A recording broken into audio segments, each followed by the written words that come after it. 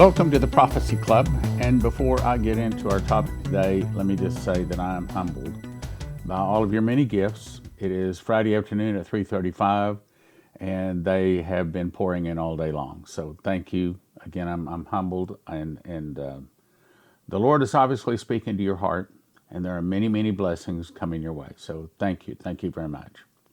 So our topic today is Red Horse has been released, and a unicorn is now being released. I didn't say that right. Unicoin, not unicorn. Okay, so let's get to the red horse. Also, I need to remind you that just a few hours from now, when I'm making this Friday afternoon, I'm going to start a Bible study, and I invite all of you to come to the Bible study. You'll be able to watch it at prophecyclub.com, also on YouTube, and I think some other places, but let me find out exactly where. But anyway, Friday, 6:30 to 8 p.m., and we do something real unusual at our Bible study. We read the King James Bible. And I need it, so I figure if I need it, probably you need it too, because even though we read it before, we have to keep reading it or it just evaporates. And I'm not going to be just covering prophecy. I'm going to be teaching through the Bible. Okay, so first of all, a brief refresher. There are 4 horses described in Revelation chapter 6. They are the white horse, red horse, black horse, and pale horse. I do not think that they are the Pope or like the red horse is war. We know the horse is red, but they are horses, or they are spirits of God sent forth to bring judgment on the earth, period. Now, that's different than I used to believe and teach. For you've been following me for a while, but that was before I memorized the book of Revelation. And several things changed when I memorized the book of Revelation, because I got a deeper understanding, which, by the way, we are going to be having our Watchmen's conference, a teacher conference. I think I forgot to mention it in this one, but nevertheless, it's coming up. And in that is primarily teaching you how to become a teacher of the book of Revelation. So anyway, let's keep going here. What we're going to be talking about today is, you remember the audible voice spoke to me and said that the 7 seals play over 7 years. That would conclude here. The 7 trumpets play over the last 7 months. The 7 vials play over the last 7 days. Now, with that in mind, here's what Terry Bennett has said. Now, it's a little different than what Vicky Goforth Parnell has said, but they both agree that at least the first 2 horses have been revealed or released. And also, Byron Surley, I think it says that the first 5 horses have been released. Goforth Parnell says that the first 5, I think, maybe 6, have been released. Anyway, let's look at what he just put out. April 8, 2023. Today I saw the Lord enter my room leading a red horse by the reins.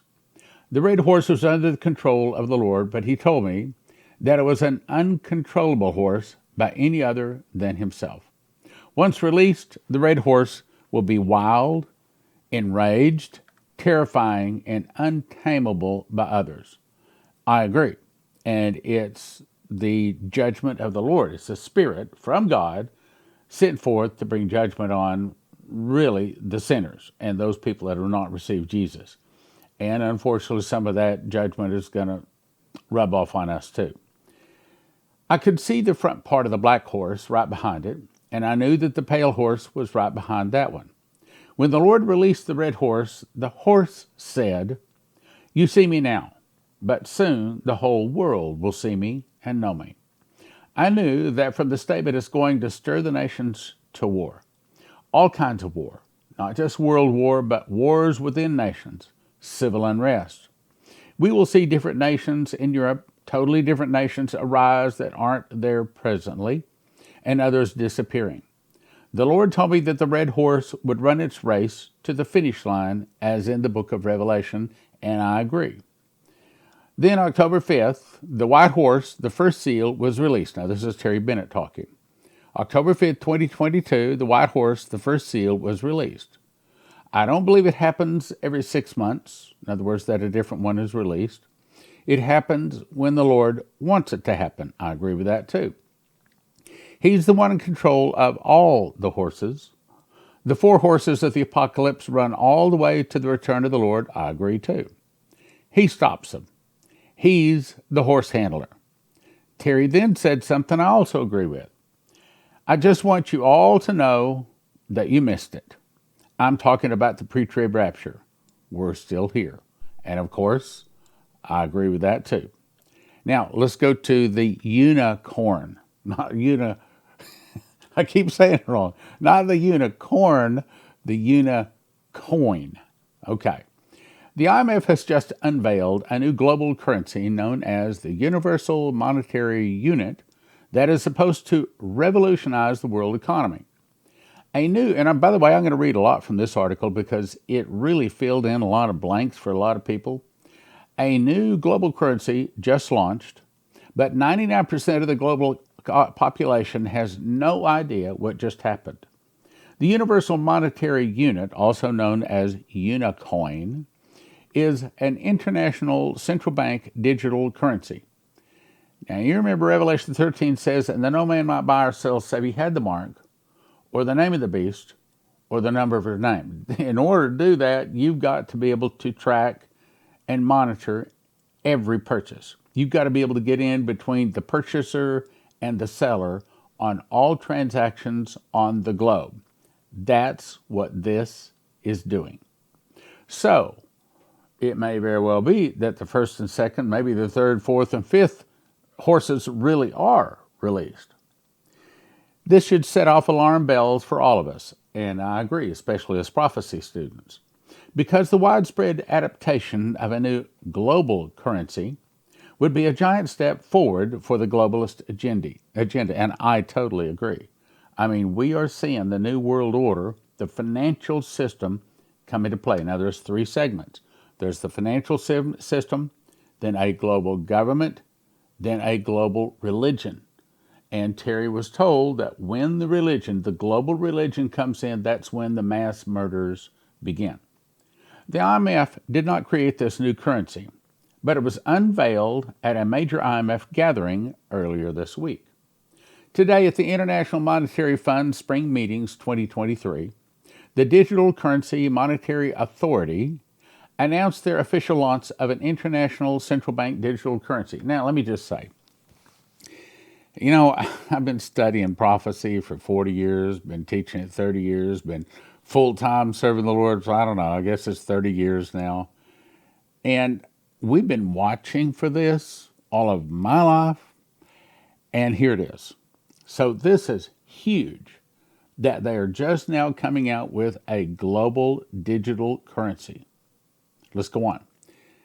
The Digital Currency Monetary Authority announced their official launch of an international central bank digital currency, or CBDC, that strengthens the monetary sovereignty of participating central banks and complies with the recent crypto assets policy recommendations proposed by the IMF. So what it's really saying is that these various bank entities around the globe are all holding hands and they're all working together to bring in a digital currency so that no man might buy or sell save he had the mark and the name of the beast or the number of his name. Universal Monetary Unit, UMU, symbolized and is an ANSI character. I hope you're watching. This is important. We're going to see this. An ANSI character, or a U with two dots over it, is legally a money commodity and can transact in any legal tender settlement currency and functions like a CBDC to enforce banking regulations and to protect the financial integrity of the international banking system. So this is the devil setting up a financial system. You remember about a week ago, I put out a whole program that said that there's going to be at least a week where they're going to basically shut down all the banking system while they switch over from the old SWIFT system to the new digital system. Well, I don't know if I should say this, but two very high positions are now saying it's supposed to happen either this week or next week. Universal monetary unit, symbolized as the ANSI character U with two dots, is legally a money commodity and can transact any legal tender settlement currency and functions like the CBDC to enforce banking regulations. As the press release quoted above indicates, this new universal monetary unit was created by the Digital Currency Monetary Authority. And he says, and who in the world is the Digital Currency Monetary Authority? Well, they don't have to have laws set it up because the bankers are really in control. They just do what they want to do. Next part of the article says that the Digital Currency Monetary Authority launches an international central bank digital currency. Today, the International Monetary Fund spring meetings, now part of this repeats what the other article said. So I'm going to skip the first two paragraphs there. But let's go down to the third one. Banks can attach SWIFT codes and bank accounts to the UMU digital currency wallet, and transaction SWIFT-like cross-border payments over digital currency rails completely, hope you're listening, bypassing the correspondent banking system. The best priced wholesale FX rates and with instantaneous real-time settlements. What they're saying is we're setting up a worldwide Unicoin, or a digital coin. This article goes on to say Project Icebreaker is the beginning of a one world digital currency system. What most seem to be missing is that CBDs are not the end game. This guy sounds like he knows a little bit about prophecy here. I've seen stories from multiple news outlets claiming that to be the case. The reality is the end game, in other words, where we're really going with this. Now, you and I know it's going to the mark of the beast and the abomination of desolation when the Antichrist sits on the throne of God, the Ark of the Covenant, proclaims himself God, stops animal sacrifice. We know that's where it's going. But for this guy that's not a prophecy student to realize this, he's pretty good. The reality is the end game is depopulation, and we know that, and complete control. To get there, the powers that be will need one central bank digital currency. As we watch dozens of various degrees of readiness being rolled out across the globe, and we're seeing that, we have to understand that bringing them all under one umbrella is necessary for the globalist elite cabal, that means those people that worship Baal, the elite cabal to win. This is what Project Icebreaker represents. The Orwellian nature, or the government that would control everybody, Orwellian, that's what they're talking about. The Orwellian nature of the CBDs cannot be overstated. In a cashless society, most people would be dependent on digital products for exchanging goods and labor, and this would, of course, mean that the end of all privacy has arrived in trade.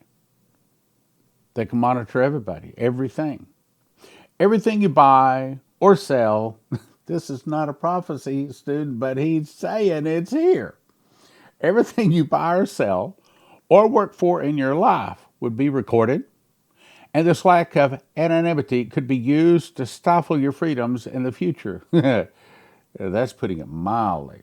For example, let's say you like to eat steak regularly, but the increasing authoritarian government decides that the list of red meat has a health risk and a climate change risk. So, due to carbon emissions from cows, they determine that your purchase history, which they have access to, that you have contributed more carbon pollution than most people by eating red meat so often. So, they declare that you must pay a retroactive carbon tax on your past purchases of red meat. Not only that, but your insurance company sends you a letter indicating that you are a medical risk, and they cut you off your health coverage or increase it. I'll add that part.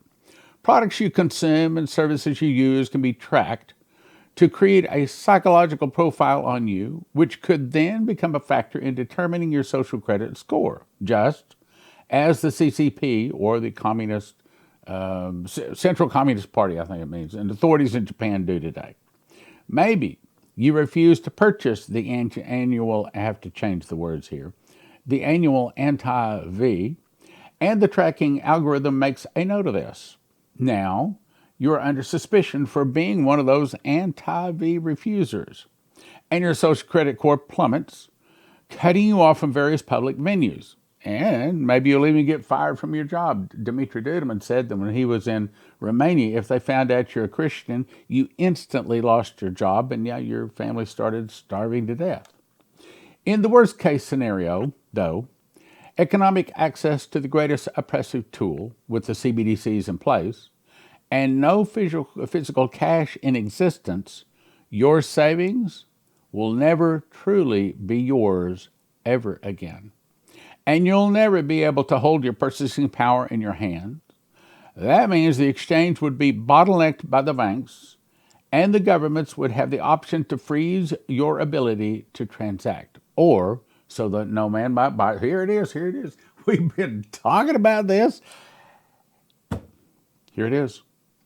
If one day you get angry about a particular government policy and openly call the system corrupt on social media, they can simply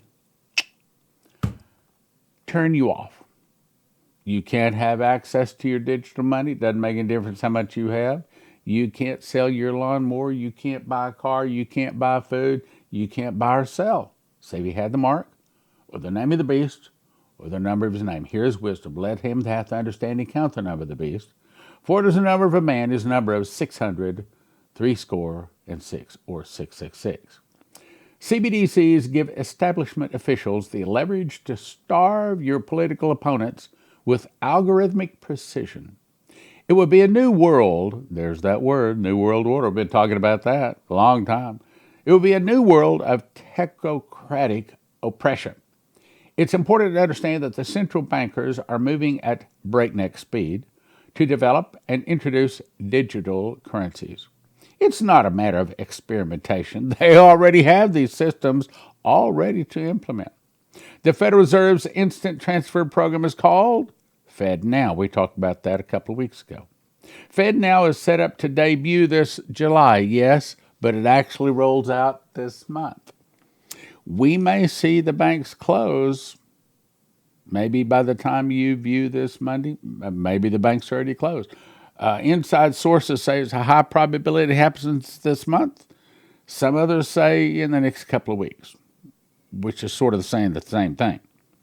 Which is not CBDC, but it is an intermediary step towards instituting CBDCs in the near term.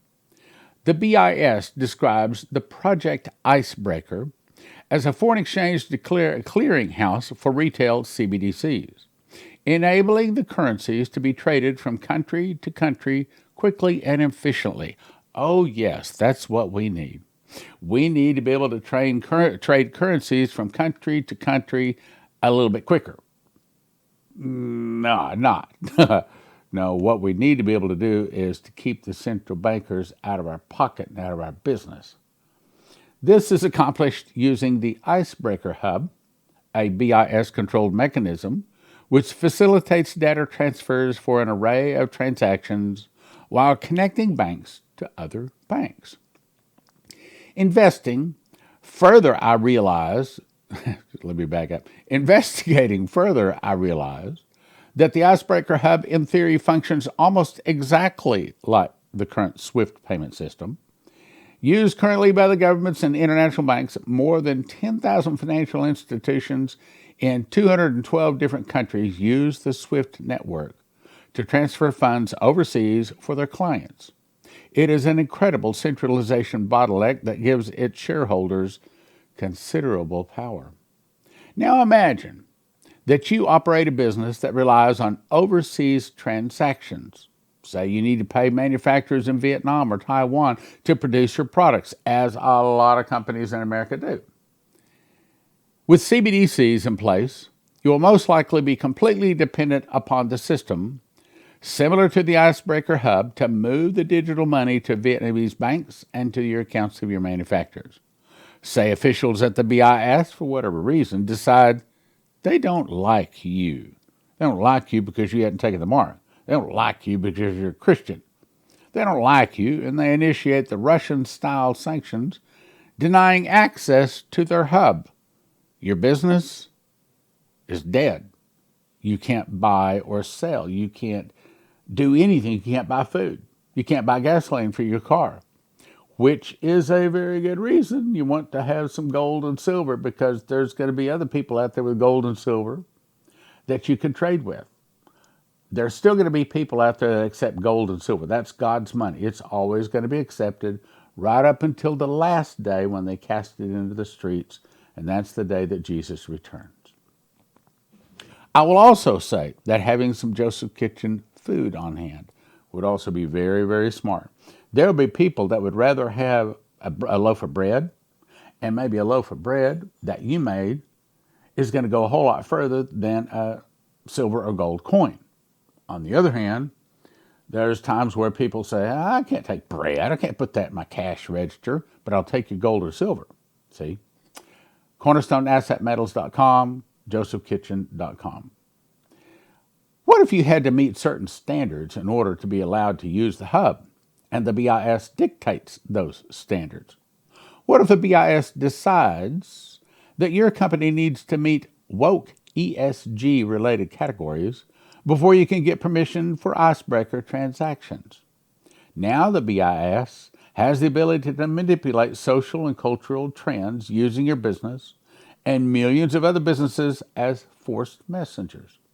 For the average consumer that does most of your transactions within your home country, this might not sound like a big deal, but for the business world, a SWIFT-like hub for retail CBDCs could be used to dominate all international trade, and I'm going to say all trade every place. Running any kind of larger organization or company would mean bowing to the whims of the BIS, and I'm going to say bowing to the Antichrist and taking his mark. It gets worse, though. Part of the process of the spoke and wheel exchange method used by the Icebreaker Hub includes the exploitation of the, quote, bridge currency to fill gaps in exchange rates and liquidity. On the surface, it seems like a clever way to speed up transactions by avoiding cross-currency shortages at banks. But, that said, I want readers to think about the long-term path that this kind of bridging sets up in motion in the realm of the CBDCs. Let's say there's a global scale economic crisis, kind of like what we're in now. And what's getting worse? A global scale economic crisis event which causes many currencies to fluctuate wildly. Let's say, for example, that the US dollar loses its world reserve status and petro status, kind of like it's happening right now. Petro status, and this sends foreign exchange markets into a panic, like probably going to happen this month. Price inflation becomes rampant. Banking institutions falter under liquidity pressures. Let's say the central bankers introduce CBDCs as the solution to the problem, which is probably what's going to happen, and the BIS Icebreaker Hub as the intermediary for international trade. The populace is then so frightened by the economic crash that they then embrace the digital framework. He got it. He just described their plan perfectly. Begin to embrace the digital framework. Now let's say that the BIS claims that they still can't find a currency that they consider stable enough to act as a means to bridge most global transactions. What happens then? We know. Eventually, the BIS and IMF and various central banks ask the public the inevitable question: why are we bothering these national currency exchanges? Why are we bothering with them? Why are we using them when we have a perfectly good bridge currency in the form of this one world CBDC? Why don't we just get rid of all these superfluous national CBDCs and have one currency for everyone? Well, of course, that's our solution. As a matter of fact, let's get rid of all the other currencies. Let's have one currency. Let's get rid of all the other religions. Let's have one religion. Let's get rid of all the national borders. Let's just have a world government, one world religion, one world currency system, and everybody got to have the same God. That means everybody got to bow the knee to the Antichrist. Why not do that? That sounds like a wonderful idea, except it's the devil. The devil in charge. Thus, total global financial centralization would be achieved, just like Revelation 13 says. And once you have a one world currency, a completely centralized and micromanaged global economy, and the most vital trading systems in the world are now controlled by a tiny handful of evil. I started to say the name of faceless, unelected bureaucrats.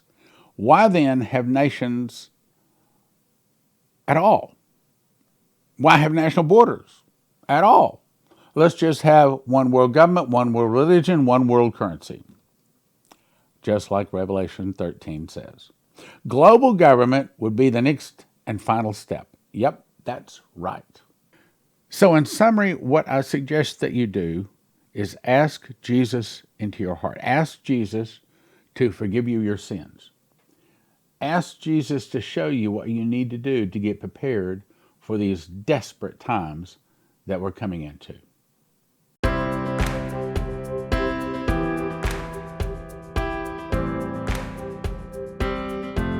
Let's talk about Joseph's Kitchen. I actually cooked this loaf of bread you're seeing here. Takes me about 10 minutes to put the ingredients together, put it into a bread machine, push a button, 2 hours to 20 minutes later, I get a loaf of bread out like that. Now, if you cut that loaf of bread that weighs about 3 pounds, the loaves you get in the store have most of the good stuff removed. The loaves you get in the store are about 1 pound. That's 3 pounds because it's got the good stuff still in it. Cut that into 14 slices, and if I eat a slice in the morning and the afternoon, I'm satisfied. So on that basis, one loaf can sustain, I didn't say it's everything we want, can sustain one person for a week. Based upon that, it'll get you excellent nutrition. It tastes good, long storage life, 10 minutes to combine the ingredients, 2 hours, 20 minutes to make it. Other wheat that you order arrives in paper bags, which means bugs, rice, humidity can get a hold of it and ruin it. But at Joseph's Kitchen, they send it out in 100 mil thick buckets.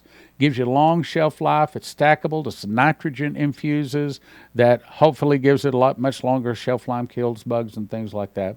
Easily resealable, keep in a climate-controlled area. And they have it in stock. This is an actual picture of part of the warehouse. Here's another picture of these. Actually, each one of those boxes holds 2,500 pounds of wheat. And I think they've got 54 of those boxes, a bunch of them. So Joseph's Kitchen can ship it to you right now. You go to most of these places, they say out of stock. So here's what you want to do. Everybody needs to get a machine package. These are the things that you need to grind the wheat berries. Put them into a grinder. 30 seconds later, you have flour. You put that into the bread machine along with 6 other ingredients. Push about 2 hours, 20 minutes later, you have a nice hot loaf of whole wheat bread. Then you have to decide how much food you want. You want food 2 people 1 year, 4 people 1 year, 6 people 1 year. And if you want to make certain you have it when the electricity goes down, you can also get yourself a solar generator, all at josephskitchen.com. josephskitchen.com.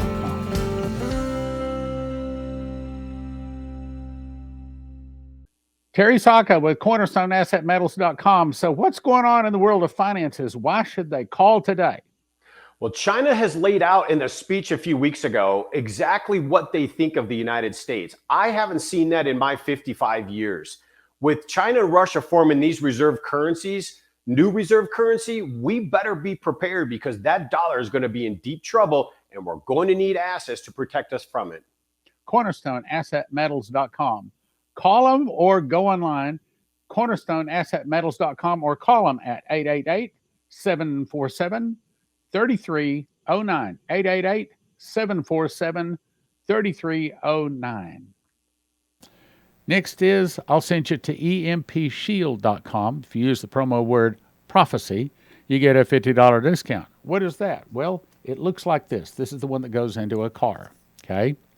And you put the red wire to the red side of the battery, you put the black wire to the black side of the battery, and the green one attaches to the body of the car. Then you peel it off right back here. Just peel that off, stick it inside of the engine compartment of your car. And the whole point is when the electricity goes off or when some kind of a suitcase nuclear device goes off, this is supposed to be able to stop that device from destroying every computer chip in your car. because if every computer chip is destroyed in your car these days, you couldn't possibly replace them all. Throw the car away. So, EMPShield.com, promo code prophecy. Leslie Johnson had a prophecy back in 2011. She says, the Lord says there's going to be something put into the water supply in many cities of the nation. People will begin to get sick, some will die. Get a good, reliable water filter. You will not be able to trust the tap water or the bottled water. You must get something to filter the water you are going to need. That's back in 2011. So if you want it, we suggest you go to prophecyclub.com. You click right here where it says Berkeys. This is what it looks like. Currently, all Berkeys are in stock. The one I have is this guy right here. It's the Crown. It has 8 filters. I recommend you get as much as you can afford, and also recommend you get some extra filters. That's at prophecyclub.com.